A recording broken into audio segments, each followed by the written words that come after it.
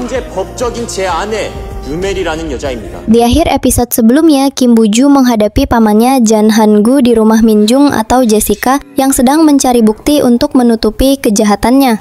Di momen itu, Kim Boo-ju akhirnya mengetahui bahwa Jan Han-gu adalah pelaku di balik kematian kedua orang tuanya. Tetapi meskipun kejahatannya sudah ketahuan, tapi Jan Han-gu tampaknya tidak merasa bersalah. Ia terlihat tertawa dan pergi meninggalkan Kim Woo-ju yang masih terpaku. Kim Woo-ju sulit mempercayai bahwa paman yang selama ini ia percayai, bahkan tak tahu malu meminta maaf setelah membunuh orang tuanya. Jan Han-gu percaya diri bahwa kejahatannya tidak akan terbongkar karena bukti ada di tangannya. Namun di luar rumah, ia dikagetkan dengan polisi yang sudah mengepungnya.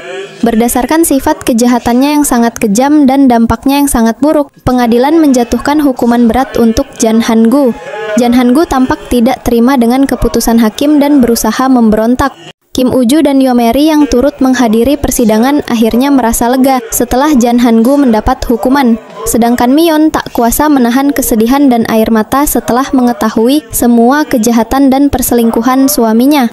Setelah kekacauan itu berakhir, pimpinan Gopilnyun akhirnya sadar, yang membuat Kim Woo-ju merasa tenang. Ia bersama Yoon-mi datang menjenguk neneknya. Di sisi lain, Yoon-mi dan Kim Woo-ju berniat untuk mengakui kebohongannya pada Sang Hyun. Jadi mereka bertemu dengan Sang Hyun di rumahnya. Di hadapan Sang Hyun, Yoon-mi dan Kim Woo-ju mengakui bahwa mereka tidak bisa menerima rumah hadiah yang sudah dimenangkan. Tampaknya di momen itulah Yoon-mi dan Kim Woo-ju mengakui pernikahan palsu mereka. Namun sepertinya Sang Hyun tidak jadi menarik rumah tersebut. Setelah pengakuan itu, perasaan Yoon-mi dan Kim Woo-ju menjadi tentram. Tak ada lagi kebohongan dan sandiwara. Mereka bermesraan di ranjang, memasak, dan belanja bersama seperti sepasang pengantin baru.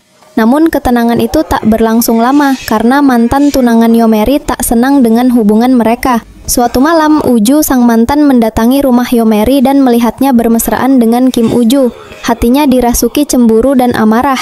Dengan penuh dendam, ia menatap pasangan Yoon-mi dan Kim Woo-ju sambil mengatakan bahwa ia masih di sini, yang mengisyaratkan bahwa ia akan melakukan sesuatu untuk pasangan itu. Dan benar saja, suatu hari Unsuk dan Kim Jin-hwa yang merupakan ibu dan adik Woo-ju sang mantan mendatangi nenek Kim Woo-ju dan membeberkan bahwa Yoon-mi adalah seorang janda. Ibu Yoon-mi yang mengetahui bahwa mantan besannya terus mengganggu kebahagiaan Yoon-mi akhirnya turun tangan. Ia dan adik Yoon-mi menyerang dan saling menjambak dengan ibu dan adik Woo-ju sang mantan di tengah keramaian yang akhirnya menjadi tontonan warga. Sementara di sisi lain, hubungan Sang Hyun dan Jin Hyung semakin dekat. Mereka bertemu dan makan bersama sambil berbagi tawa, di mana Jin Hyung meminta Sang Hyun untuk menelponnya sepekan sekali. Keesokan harinya, Woo-ju sang mantan yang dibutakan oleh dengki dan dendam dengan nekat mengumpulkan pers untuk melakukan konferensi pers.